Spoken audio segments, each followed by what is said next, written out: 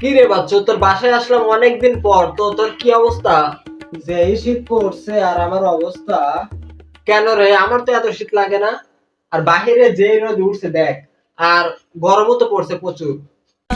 তোর তো গরমই লাগবে, আমি জানি শীতে জমে যাচ্ছি। তুই কি দেখতে পারতেছিস না যে আমি যে লেয়ার খাতা গায়ে দিয়ে আছি?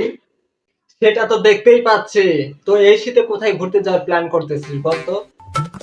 কি বলতেছিস এতক্ষণে? আমি এই সময় থেকে ওই রুমে যেতে পারতেছি না শীতে, আবার তুই বলতেছিস যে ঘুরতে বাহিরে যেতে।